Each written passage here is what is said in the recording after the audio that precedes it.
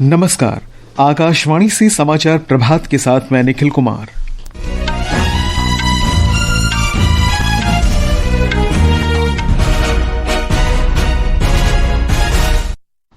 नई जीएसटी दरें आज से पूरे देश में लागू। प्रधानमंत्री नरेंद्र मोदी ने नई कर व्यवस्था को आत्मनिर्भर भारत की दिशा में महत्वपूर्ण कदम बताया। राज्यों से स्थानीय विनिर्माण को बढ़ावा देकर स्वदेशी अपनाने का आह्वान किया। प्रधानमंत्री आज अरुणाचल प्रदेश में 2 प्रमुख जल विद्युत परियोजनाओं सहित 5,100 करोड़ रुपए से अधिक की विकास परियोजनाओं की आधारशिला रखेंगे। मौसम विभाग ने आज ओडिशा के कई स्थानों पर अत्यधिक तेज वर्षा का अनुमान व्यक्त किया। शारदीय नवरात्र आज से आरंभ। देश भर के दुर्गा मंदिरों में श्रद्धालुओं की लंबी कतार। इजराइल के प्रधानमंत्री बेंयामिन नेतन्याहू ने ब्रिटेन, कनाडा और ऑस्ट्रेलिया को फिलिस्तीन को अलग राष्ट्र के रूप में मान्यता देने पर चेतावनी दी। इसे आतंकवाद के लिए इनाम देने का आरोप लगाया। और दुबई में एशिया कप 2020 क्रिकेट के सुपर 4 मुकाबले में भारत ने पाकिस्तान को 6 विकेट से हराया। समाचार विस्तार से। प्रधानमंत्री नरेंद्र मोदी ने वस्तु और सेवा कर बदलावों को अगली पीढ़ी का सुधार बताया है, जिससे अर्थव्यवस्था को मजबूती तथा आम लोगों को राहत मिलेगी। राष्ट्र के नाम अपने संबोधन में कल शाम प्रधानमंत्री ने नवरात्र के पहले दिन से लागू हो रहे जीएसटी सुधारों को बचत उत्सव का नाम दिया। वस्तु और सेवा कर की नई दरें आज से लागू हो गई हैं।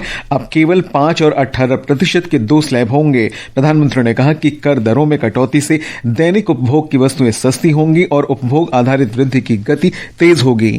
इस जीएसटी बचत उत्सव में आपकी बचत बढ़ेगी और आप अपनी पसंद की चीजों को और ज्यादा आसानी से खरीद पाएंगे। हमारे देश के गरीब, मध्यम वर्गीय लोग, न्यू मिडिल क्लास, युवा, किसान, महिलाएं, दुकानदार, व्यापारी, उद्यमी, सभी को ये बचत उत्सव का बहुत फायदा होगा।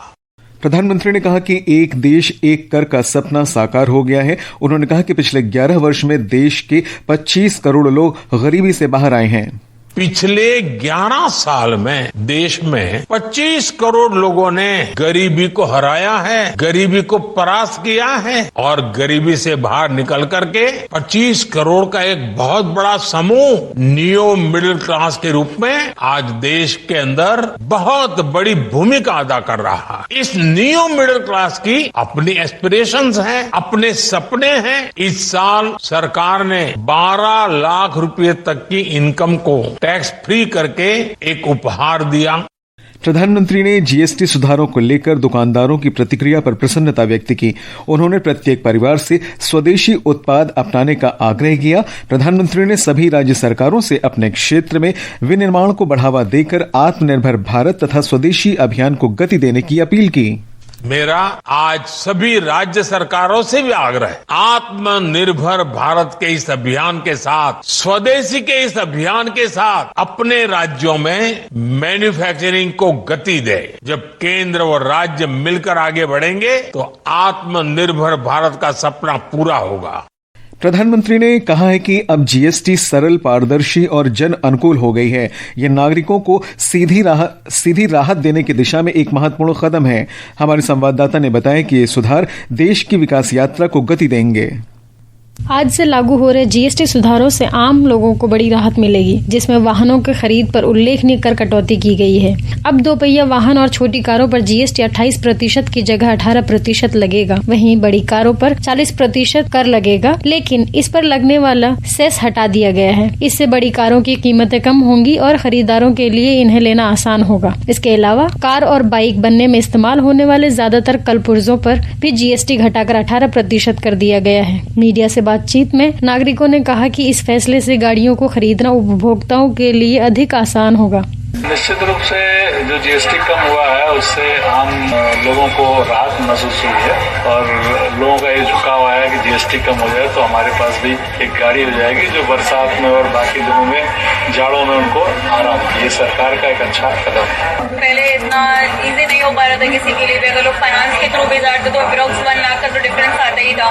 तो कहीं ना कहीं इंटरेस्ट रेट भी कम होंगे, प्लस EMIs में भी रिलीफ मिलेगा लोगों को, तो ज्यादा बेटर ऑप्शन है अब पहले के कंपैरिजन। सरकार के यह कदम विकास को बढ़ावा देने, MSME की भागीदारी बढ़ाने और आत्मनिर्भर भारत के लक्ष्य को हासिल करने की प्रतिबद्धता को दर्शाता है। इसके अलावा ये सुधार घरेलू मांग और रोजगार सृजन को भी बढ़ावा देगा। अमन यादव के साथ दिलनशी आरजू, आकाशवाणी समाचार, दिल्ली। आकाशवाणी का समाचार सेवा प्रभाग हमारे फोन इन कार्यक्रम मार्केट मंत्र में आज शाम 6:30 बजे अगली पीढ़ी के GST सुधारों पर चर्चा प्रसारित करेगा। इस चर्चा में वित्त मंत्रालय के अधिकारी और आर्थिक विश्लेषक शामिल होंगे। श्रोता हमारे विशेषज्ञों से GST से संबंधित प्रश्न पूछ सकते हैं। हमारे फोन नंबर है 011-2371-7171 और दूसरा नंबर है 23314444। प्रधानमंत्री नरेंद्र मोदी के जन्म दिवस 17 सितंबर से आरंभ स्वस्थ नारी सशक्त परिवार अभियान पूरे देश में सफलतापूर्वक चल रहा है। इसके तहत 2 अक्टूबर तक सभी जिला अस्पतालों, आयुष्मान आरोग्य मंदिरों, सामुदायिक स्वास्थ्य केंद्रों और अन्य सरकारी स्वास्थ्य संस्थानों में शिविर लगाए जाएंगे। स्वास्थ्य और परिवार कल्याण मंत्रालय ने बताया है कि देश भर में अब तक 2,83,000 से ज्यादा स्वास्थ्य शिविर लगाए जा चुके हैं। प्रधानमंत्री के नेतृत्व में सेवा और सुशासन मंत्र से अभिप्रेरित सरकार परिवर्तन तथा प्रगति की दिशा में लगातार काम कर रही है। विशेष श्रृंखला सेवा पर्व में आज हम चर्चा करेंगे कि मोदी सरकार ने किस तरह लाखों लोगों का जीवन सुगम बनाने के लिए किफायती आवास और आधुनिक शहरी बुनियादी ढांचा सुनिश्चित किया है। प्रधानमंत्री नरेंद्र मोदी के नेतृत्व में सरकार ने पिछले 11 वर्षों में अटल संकल्प के साथ पूरे देश में परिवर्तन की नींव रखी है। नागरिकों को केंद्र में रखकर किए गए सुधारों से लोगों का जीवन सरल और सुगम हो गया है। इन सुधारों से खासकर वंचित वर्ग के लोगों को विशेष लाभ हुआ है। सबको किफायती आवास उपलब्ध करवाने के लिए विशेष प्रयास किए जा रहे हैं। Our cities cannot prosper without availability of affordable housing. Realizing this, we launched the Housing for All program in 2015. I am happy to note that we are well on our way. लोगों को गुणवत्तापूर्ण और किफायती आवास उपलब्ध करवाने के लक्ष्य को प्राप्त करने के लिए सरकार ने 2 व्यापक अभियान शुरू किए हैं। प्रधानमंत्री आवास योजना शहरी और प्रधानमंत्री आवास योजना ग्रामीण। शहरों को स्मार्ट सिटी मिशन के तहत उन्नत बनाया जा रहा है। इस योजना के तहत 1.5 लाख करोड़ रुपए से अधिक की 7,500 से अधिक परियोजनाएं पूरी की जा चुकी हैं।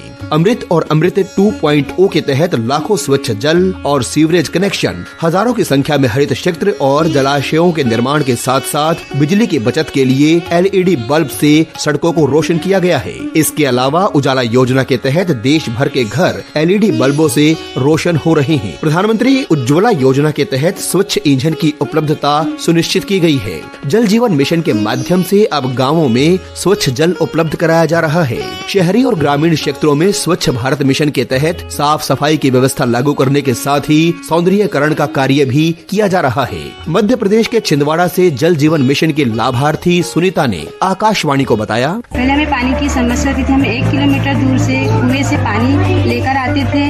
अब जल जीवन मिशन द्वारा हमें टोटी वाला नल घर में मिल गया है। इससे हमें घर बैठे पानी मिल रहा है और हमें समय की भी बचत होती है। गाँव की गलियों से लेकर शहर की सड़कों तक कंक्रीट, पाइपों और प्रकाश की व्यवस्था में लगातार सुधार करके भारत एक सुनहरे भविष्य का निर्माण कर रहा है और इससे लोगों के सम्मानजनक जीवन का सपना साकार हो रहा है। समाचार कक्ष से मैं वीरेंद्र कौशिक। ये समाचार आकाशवाणी से प्रसारित किए जा रहे हैं। ताजा समाचार जानने के लिए आप हमारे social media handle X@AIR News Hindi को फॉलो कर सकते हैं। ये आकाशवाणी है। प्रधानमंत्री नरेंद्र मोदी आज अरुणाचल प्रदेश का दौरा करेंगे। वे ईटानगर में 5,000 करोड़ रुपए से अधिक की विकास परियोजनाओं का शिलान्यास करेंगे। श्री मोदी एक जनसभा को भी संबोधित करेंगे। अपने दौरे के दौरान प्रधानमंत्री 2 बड़े जल विद्युत परियोजनाओं की आधारशिला रखेंगे, जिसकी लागत 3,700 करोड़ से अधिक है। साथ ही 1,291 रुपए लागत की 10 अन्य अवसंरचना परियोजनाओं का शिलान्यास भी करेंगे। इन पहलों से राज्य की विद्युत उत्पादन क्षमता में उल्लेखनीय वृद्धि होने और स्थानीय विकास को गति मिलेगी। प्रधानमंत्री स्थानीय करदाताओं, व्यापारियों और उद्योग प्रतिनिधियों से भी मिलेंगे। राकेश दोले, आकाशवाणी समाचार, ईटानगर। अरुणाचल के दौरे के बाद प्रधानमंत्री आज दोपहर त्रिपुरा के अगरतला पहुंचेंगे। वे त्रिपुरा के उदयपुर में पुनर्विकसित माता त्रिपुर सुंदरी मंदिर का उद्घाटन करेंगे और मंदिर में पूजा अर्चना भी करेंगे। सदियों पुराना त्रिपुरा सुंदरी मंदिर 52 करोड़ रुपए से अधिक की लागत से पुनर्विकसित किया गया है, जिसमें त्रिपुरा सरकार ने 7 करोड़ रुपए का योगदान दिया है। राज्य की समृद्ध सांस्कृतिक विरासत का प्रतीक यह ऐतिहासिक मंदिर अपने सांस्कृतिक और आध्यात्मिक महत्व को और भी उजागर करता है। 1501 में निर्मित यह मंदिर देश के 51 शक्तिपीठों में से एक तथा पूर्वी भारत का तीसरा प्रमुख शक्तिपीठ है। पुनर्विकसित परिसर का प्रधानमंत्री द्वारा उद्घाटन इस अमर धरोहर के संरक्षण और संवर्धन की दिशा में एक महत्वपूर्ण मील का पत्थर है। कुणाल शिंदे, आकाशवाणी समाचार, अगरतला। शारदीय नवरात्र आज से आरंभ हो गए हैं। 9 दिन के इस अनुष्ठान में शक्ति स्वरूपा मां दुर्गा के विभिन्न रूपों की पूजा अर्चना की जाती है। नवरात्र के पहले दिन आज देवी के शैलपुत्री स्वरूप की आराधना की जा रही है। उत्तर प्रदेश से हमारे संवाददाता ने बताया है कि राज्य भर के मंदिरों में भक्तों की भीड़ उमड़ रही है। या देवी सर्वभूतेषु शक्ति रूपेण संस्थिता नमस्तस्यै नमस्तस्यै नमस्तस्यै नमो नमः। प्रदेश भर में श्रद्धालु देवी मंत्रों का जाप करते हुए नवरात्रि के पहले दिन मां दुर्गा के शैलपुत्री स्वरूप की आराधना कर रहे हैं। व्रत रखने के साथ ही भक्त अपने घरों में कलश स्थापना कर रहे हैं और साथ ही साथ विभिन्न मंदिरों में मां दुर्गा के दर्शन भी कर रहे हैं। प्रदेश के मुख्यमंत्री योगी आदित्यनाथ भी आज गोरखपुर मंदिर में कलश स्थापना करेंगे और विशेष दुर्गा पूजन करेंगे। प्रदेश में स्थापित प्रमुख शक्तिपीठों जैसे विंध्याचल और देवीपाटन में भी नवरात्रि के पहले दिन बड़ी संख्या में श्रद्धालु शक्ति की देवी की आराधना के लिए पहुंच रहे हैं। इन शक्तिपीठों पर आज से शुरू होने वाले 9 दिवसीय मेलों के लिए विशेष सुरक्षा इंतजाम भी किए गए हैं। सुशील चंद्र तिवारी, आकाशवाणी समाचार, लखनऊ। गुजरात में लोग नवरात्रि उत्सव को लेकर बेहद उत्साहित हैं। प्रधानमंत्री ने देशवासियों को नवरात्रि की शुभकामनाएं दी हैं। उन्होंने सबके स्वास्थ्य और सौभाग्य के लिए मां दुर्गा के आशीषों की कामना की। इजराइल के प्रधानमंत्री बेन्यामिन नेतन्याहू ने फिलिस्तीन को अलग राष्ट्र के रूप में मान्यता देने पर ब्रिटेन, कनाडा और ऑस्ट्रेलिया को चेतावनी दी है। इजराइल ने इन तीनों देशों पर आतंकवाद के लिए फिलिस्तीन को इनाम देने का आरोप लगाया है। श्री नेतन्याहू ने एक बयान में कहा कि जॉर्डन नदी के पश्चिमी तट पर कोई फिलिस्तीनी राष्ट्र नहीं होगा। भारत ने एशिया कप के सुपर 4 चरण के मुकाबले में पाकिस्तान को 6 विकेट से हरा दिया है। दुबई अंतर्राष्ट्रीय क्रिकेट स्टेडियम में कल पाकिस्तान ने पहले बल्लेबाजी करते हुए भारत को 172 रन का लक्ष्य दिया था। जवाब में भारत ने 7 गेंद शेष रहते जीत हासिल कर ली। अभिषेक शर्मा ने 39 गेंद में 74 रन बनाए। उन्हें प्लेयर ऑफ द मैच चुना गया। मौसम विभाग ने आज ओडिशा के कुछ स्थानों पर अत्यधिक तेज वर्षा का अनुमान व्यक्त किया है। असम, मेघालय, नागालैंड, मणिपुर, मिजोरम और त्रिपुरा में भी ऐसी ही स्थिति रहेगी। पश्चिम बंगाल के गांगे क्षेत्र, गुजरात, केरल, माहे, कोंकण, गोवा, मध्य महाराष्ट्र, मराठवाड़ा, कर्नाटक के उत्तरी आंतरिक भाग, तेलंगाना और पश्चिमी मध्य प्रदेश में कल मूसलाधार बारिश होने की संभावना है। और अब आज के समाचार पत्रों की सुर्खियों के साथ हैं रवि कपूर। धन्यवाद निखिल।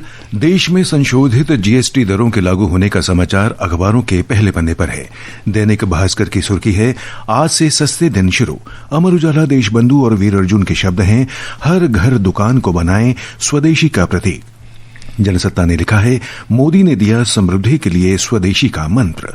राजस्थान पत्रिका का शीर्षक है, खरीदारी का शुभ मुहूर्त, होगा बम्पर कारोबार।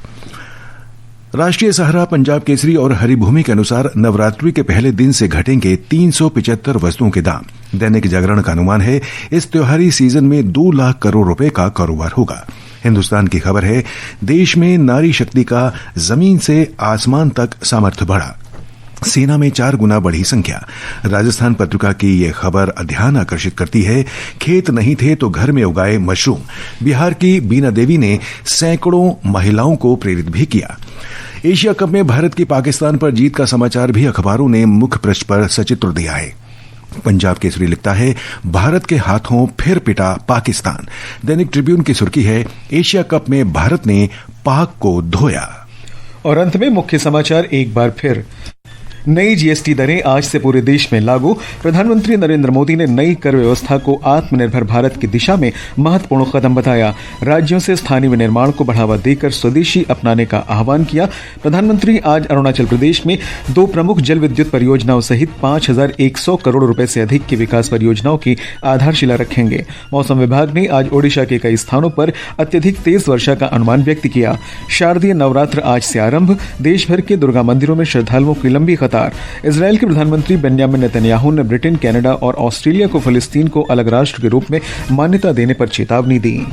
और दुबई में एशिया कप 2020 क्रिकेट के सुपर 4 मुकाबले में भारत ने पाकिस्तान को 6 विकेट से हराया। इसके साथ ही समाचार प्रभात का ये अंक समाप्त हुआ। नमस्कार।